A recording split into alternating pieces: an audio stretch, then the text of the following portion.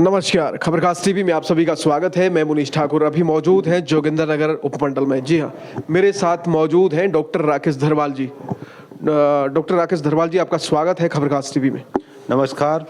और मैं खासकर धन्यवाद करता हूं खबरखास टीवी का और सभी खबरखास टीवी के जितने हमारे श्रोतागण हैं उनका भी तहे दिल से धन्यवाद करता हूं। मनीष जी का भी, आपका भी धन्यवाद करता हूं कि आप समय समय पर जो है हमारी बात जो है आम लोगों तक पहुंचाते हैं।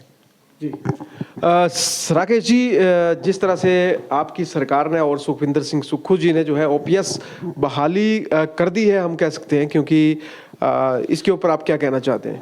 देखिए, हिमाचल प्रदेश में चुनावों से पहले कांग्रेस पार्टी क्या हमारा जो चुनाव घोषणा पत्र था जी, उसमें चुनावी घोषणा पत्र में सबसे पहले जो हमारे 10 गारंटीज हैं जी, जिसमें सबसे पहले ओपीएस का मुद्दा था। जी, और ओपीएस का मुद्दा आम कर्मचारी से जुड़ा हुआ मसला है। जी, और इस मुद्दे को जो है कांग्रेस पार्टी के हमारे राष्ट्रीय नेतृत्व, जी, हमारे जो यहाँ के प्रभारी है राजीव शुक्ला जी, और हमारे प्रदेश कांग्रेस की अध्यक्षा और विपक्ष के नेता आदरणीय मुकेश अग्निहोत्री जी, और प्रचार प्रसार कमेटी के अध्यक्ष थे उस टाइम सुखविंदर सुक्खू जी, और तमाम जो हमारे सीनियर लीडर थे, उन्होंने अपने मैनिफेस्टो में हिमाचल प्रदेश का आने वाला जो विधानसभा का चुनाव था, उन चुनावों में जो 10 जनता से जुड़े हुए मुद्दे थे उसको अपने चुनावी घोषणा पत्र में डाला। और जैसे ही हिमाचल प्रदेश में सरकार बनी और वायदा किया गया था हमारे राष्ट्रीय नेतृत्व द्वारा, प्रदेश नेतृत्व द्वारा, कि हिमाचल प्रदेश के अंदर अगर सरकार कांग्रेस पार्टी की बनती है तो ओपीएस को जो है लागू किया जाएगा। और मैं धन्यवाद करना चाहता हूं अपने हिमाचल प्रदेश के आदरणीय मुख्यमंत्री जी, हिमाचल प्रदेश के आदरणीय हमारे जो उप मुख्यमंत्री जी है मुकेश अग्निहोत्री साहब, और सभी जो हमारे कैबिनेट मंत्री है जिन्होंने पहली कैबिनेट में जो है एक ऐतिहासिक जो फैसला लिया, जो वायदा किया था उसको एक सरकारी दस्तावेज बनाया। और जो हमारे 10 गारंटीज़ हैं उनको जो है अब जो चुनावी घोषणा पत्र में जो 10 वायदे किए गए थे, अब आने वाले समय के अंदर हिमाचल प्रदेश में कांग्रेस पार्टी की सरकार है। जैसा कि हमारे नेता गणों ने कहा है कि इन 10 गारंटीज़ को जो है, इन 10 वायदों को जो है अब सरकारी दस्तावेज में जो है सरकारी दस्तावेज में अमली जामा चढ़ाया जाएगा, और ये सरकारी दस्तावेज की तरह काम करेंगे और इनको धरातल में इम्प्लीमेंट किया जाएगा जिससे लोगों को इसका फ़ायदा हो। जिस तरह से आप पहले भी जो ब्लॉक कांग्रेस कमेटी के अध्यक्ष रह चुके हैं और अभी आप प्रदेश सचिव हैं, क्या लगता है जोगिंदरनगर का जो कांग्रेस, अब हम कहें कार्यकर्ता है या कांग्रेस के जो लोग हैं या कांग्रेस के जितने भी पदाधिकारी हैं, जो आपस में एक दूसरे को आरोप प्रत्यारोप लगा रहे हैं, इसके ऊपर क्या कहना चाहेंगे? देखिए, जोगिंदरनगर में जहाँ तक कांग्रेस पार्टी की बात है, पूरा हिमाचल प्रदेश की हमारी कांग्रेस लीडरशिप जानती है, जोगिंदरनगर के कांग्रेस पार्टी के कार्यकर्ता जानते हैं कि जोगिंदरनगर में कांग्रेस पार्टी को मजबूत करने के लिए, कांग्रेस पार्टी को अधिक स्ट्रेंथ करने के लिए, और कांग्रेस पार्टी का जो संगठन था आप सभी जानते हैं, पिछले जितने चुनाव हुए हैं उसके रिजल्ट सबके सामने हैं। किस किस ने चुनाव लड़ा इसमें मैं टीका टिप्पणी नहीं करना चाहूँगा, क्योंकि मैं एक कांग्रेस पार्टी का अनुशासन में रहने वाला कार्यकर्ता हूँ और मुझे पार्टी ने मौका दिया। मैंने कांग्रेस पार्टी को मजबूत करने के लिए जो है पूरी मेहनत की, सबको इकट्ठा करने की कोशिश की, और मैंने इकट्ठे भी किए, सबको इकट्ठा लेके चला। चाहे हमारे पूर्व प्रत्याशी थे, हम पूर्व प्रत्याशी कहेंगे जितनों ने चुनाव लड़ा, और मैंने कांग्रेस पार्टी को जो है अपने घर की जागीर नहीं समझा, क्योंकि मैं कांग्रेस पार्टी की आइडियोलॉजी से जुड़ा हुआ व्यक्ति हूँ, कांग्रेस पार्टी की विचारधारा से जुड़ा हुआ व्यक्ति हूँ। छात्र राजनीति की है, NSUI यूथ कांग्रेस और कांग्रेस पार्टी के विभिन्न पदों में काम किया है।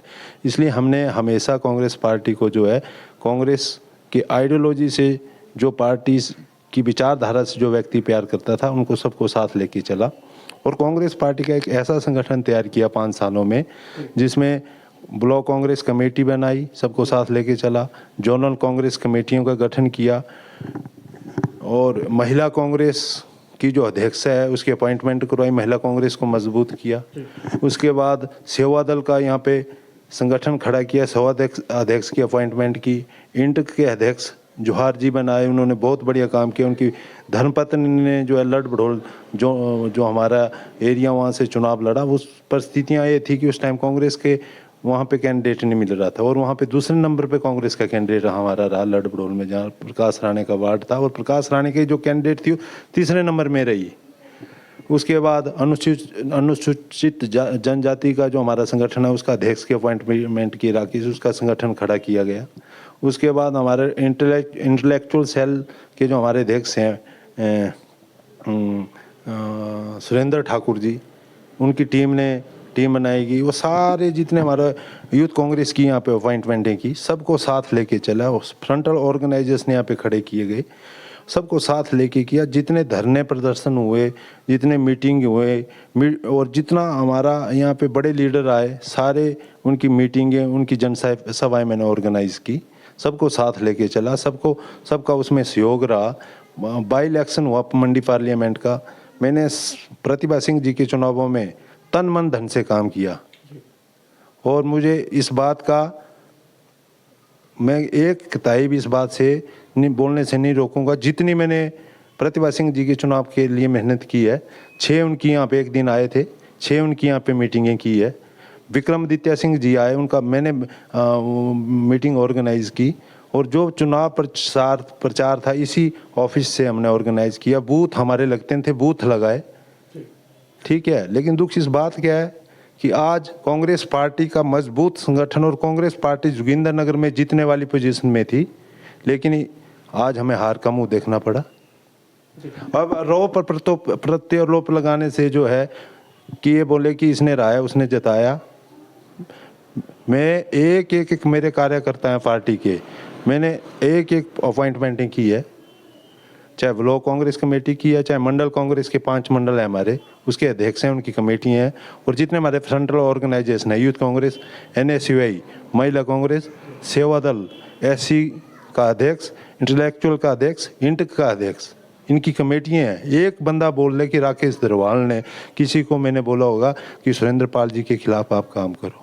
एक कॉल में मैंने कल प्रेस कॉन्फ्रेंस की, सारे अध्यक्ष आए, वो इसलिए है कि उनको पता है पार्टी का जो कार्यकर्ता है उनका भावनात्मक रिश्ता होता है पार्टी के साथ, और वो पार्टी के लिए सही मायने में वो लड़ाई जमीन पे अगर कोई लड़ता है तो कांग्रेस पार्टी का कार्यकर्ता लड़ता है, चाहे वो हमारे बूथ लेवल के कार्यकर्ता है, चाहे पंचायती लेवल के हैं, चाहे ब्लॉक लेवल के। अगर कोई ऐसी बात कर रहा है, ऐसी बात हो रही है, तो उसके प्रूफ होना चाहिए। तक सरकार कांग्रेस की बनी है, और हम जानना भी चाहेंगे, और तमाम जोगिंदरनगर की जनता अब ये जानना चाहेगी, जिस तरह से उल तृतीय जो 3rd स्टेज है उल, उसमें काफ़ी समय से, लंबे समय से वो बन रहा है, अब आज तक वो बन के तैयार नहीं हुआ जो प्रोजेक्ट है, और उसमें जब 400 करोड़ से 2400-2500 करोड़ तक वो प्रोजेक्ट पहुंच चुका है, लेकिन अभी भी वो कहीं ना कहीं भ्रष्टाचार, हम कहें तो सीधे तौर पर भ्रष्टाचार का शिकार वो हुआ है। ये व्यक्तिगत रूप में मैं किसी के ऊपर आरोप नहीं लगा रहा हूँ, और ये एक पार्टी का पदाधिकारी होने के नाते, क्योंकि हम अनुशासन में रहने वाले लोग हैं, और अनुशासन से हमने अपना जो है पॉलिटिकल करियर शुरू किया है, इसलिए हम किसी को बोलें कि इसने भ्रष्टाचार किया, उसने किया, जिसने भी किया होगा, आप जोगिंदरनगर की जनता जानती है कि जो प्रोजेक्ट 450 करोड़ से जिसकी लागत थी, वो आज 2500-2700 करीब उसका खर्चा हो चुका है, और जितने बिजली 100 मेगावाट के आसपास है 3rd स्टेज, और उसके पहले 2nd स्टेज है, और उससे पहले 1st स्टेज है जो अंग्रेजों ने 5 साल में बनाई थी 100 मेगावाट, जो सानन प्रोजेक्ट है, जिसमें 27 में काम शुरू हुआ, 32 में कंप्लीट हुआ। उस वक्त तो संसाधनों की भी कमी रही थी, संसाधनों की कमी थी, लेकिन टेक्निकल बात है कि जितनी मेगावाट बिजली की प्रोडक्शन 1st स्टेज में हुई है 5 सालों में, जो प्रोजेक्ट तैयार हुआ है, वो 3rd स्टेज में जो है 100 मेगावाट के आसपास है, लेकिन उसकी लागत यहाँ पहुँच गई और सालें हो गई 22। तो कहीं ना कहीं तो करप्शन हुआ है, भ्रष्टाचार हुआ है। अब मैं बोलूं कि इसने भ्रष्टाचार किया, उसने किया, कांग्रेसियों ने किया, लेकिन बीजेपी की भी यहाँ पे सरकार रही है। बीजेपी की 2007 से 12 में सरकार रही, 17 से 22 में सरकार रही, और मैं इसमें एमएलए अब तो बीजेपी का है, पिछली बार वो बीजेपी को ही सपोर्ट करता था, तो उसकी भी गलतियाँ है, उसकी भी जवाबदेही है। वो बोलता है कि लड़ लैका। अब वो लड़ लैके में वो प्रोजेक्ट लग रहा है, तो उसकी भी जिम्मेवारी है, वो भी जवाबदेही है, वो बताए प्रकाश राणा जी। तो इसमें कहीं ना कहीं जो है भ्रष्टाचार हुआ, और जो व्यक्ति, चाहे कोई भी व्यक्ति है जो इसमें इन्वॉल्व है, उसके खिलाफ कड़ी से कड़ी इंक्वायरी होनी चाहिए। जी, क्या आप मांग करेंगे अपनी ओर से भी, क्योंकि आप प्रदेश सचिव हैं और सरकार कांग्रेस की है, और कांग्रेस के जो हमारे मुख्यमंत्री हैं श्री सुखविंदर सिंह सुक्खू जी, उन तक इस बात को आप पहुंचाएंगे? वैसे तो उनके नॉलेज में ये बात होगी मेरे ख्याल से। नहीं, देखिए, ये मसला जो है काफ़ी लंबे टाइम से है, क्योंकि यहाँ पे जब एक पेन स्टॉक फटा था, उस टाइम जो सरकार बीजेपी की थी, और हमारे सांसद स्वर्गीय रामस्वरूप शर्मा जी थे, उन्होंने भी वहाँ पे बड़ी बड़ी घोषणाएं की थी कि इंक्वायरी होगी। और हमें खेद इस बात का है कि मंडी जिला में अगर सबसे ज़्यादा कहीं प्रोजेक्ट हैं तो जोगिंद्रनगर में है। थर्ड स्टेज में काम चल रहा है। एक ही स्कीम को जो है 3 जगह में प्रोजेक्ट बन रहे हैं, और ये मसला जो है एक ऐतिहासिक चीज़ है, क्योंकि अंग्रेज़ों ने यहाँ पे खोज किया था सानन पावर हाउस, और ये हमारी जो गिनीज बुक है, या हमारी जो हमारे बच्चों के नॉलेज में जो भी कोई एग्ज़ाम होता है, उसमें सानन के बारे में पक्का जो है एक क्वेश्चन होता है। तो ऐसी चीज़ें, धरोहर जो हमारी ऐतिहासिक धरोहर है, आज उस धरोहर को बनाए रखने या बचाए रखने के लिए, और मंडी से मुख्यमंत्री होने के बावजूद भी, पहली बार तो बोला कि मंडी का मुख्यमंत्री है, और मंडी का मुख्यमंत्री होने के बावजूद भी उनके सामने, और मंडी पार्लियामेंट यहाँ से था, मेंबर ऑफ पार्लियामेंट यहाँ से था, इतिहास में पहली बार मेंबर ऑफ पार्लियामेंट यहाँ से बना, उनके सामने ये चीज़ें हुई है। तो कहीं ना कहीं तो यहाँ मंडी में तो घोटाले हुए हैं। ये तो मंडी की बात करते हैं, मेरी मंडी, और जो यहाँ पे करप्शन तो हुआ है। एक चीज़ यहीं से आपका सवाल लेते हैं। जिस तरह से आपने कहा कि जो मेंबर ऑफ पार्लियामेंट थे, उनकी सहित कहीं ना कहीं से कमी रही, लेकिन अब तो मेंबर ऑफ पार्लियामेंट भी कांग्रेस के ही हैं, तो क्या कहना चाहेंगे? क्योंकि प्रतिभा सिंह जी भी अब मंडी की सांसद हैं, तो उनसे कितनी अपेक्षा जोगिंद्रनगर कर सकता है? देखिए, अब तो मंडी पार्लियामेंट हमारे प्रतिभा सिंह जी जीते हैं, लेकिन सरकार हमारी नहीं थी। अब सरकार 1 महीना पहले हमारी बनी है।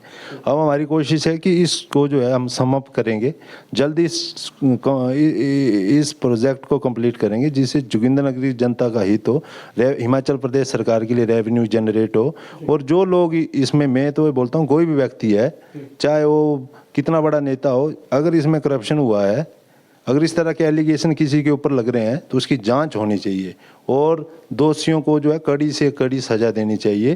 क्योंकि जिन्होंने सरकारी खजाने को लूटा है, जिन्होंने जोगिंद्रनगर की जनता के साथ विश्वासघात किया है, जिन्होंने अपने परिवार या अपने किसी को अगर इस तरह का फ़ायदा उठाया है, तो चाहे वो कोई भी व्यक्ति है, उसकी जांच होनी चाहिए, और निष्पक्षता से जांच होनी चाहिए। हम भी जो है आपके माध्यम से इस बात को उठा रहे हैं, और अब हम सरकार में हैं, तो हम बात करेंगे, हमारे जो लीडरशिप है, चाहे हमारे मुख्यमंत्री साहब हैं, चाहे उप मुख्यमंत्री साहब हैं, कैबिनेट, तो हम बात तो पक्का उठाएंगे, इंक्वायरी करवाएंगे, चाहे बीजेपी का है, चाहे दूसरा है, चाहे इंडिपेंडेंट है, सबकी जांच होनी चाहिए। बिल्कुल जी। चलिए, बहुत बहुत अच्छी बात आपने कही है, क्योंकि जोगिंद्रनगर की जनता भी आश्वस्त होना चाहती है इस मामले में, क्योंकि जिस तरह से 500 करोड़ से 2500 करोड़ से ऊपर इस प्रोजेक्ट में जो खर्च है, धनराशि है, वो कहीं व्यय हो चुकी है, और अभी तक भी जोगिंद्रनगर की जनता को इसका कोई लाभ नहीं मिला है। तो हम भी चाहेंगे कि जरूर सरकार जो है, वर्तमान सरकार, इसमें ध्यान दे और इस प्रोजेक्ट को गहनता से देखते हुए जोगिंद्रनगर के लोगों के लिए जल्द तैयार करे। सर, बहुत बहुत धन्यवाद राकेश जी हमारे से बात करने। नमस्कार, धन्यवाद मनीष जी, हैं उनका भी तहे दिल से धन्यवाद। नमस्कार।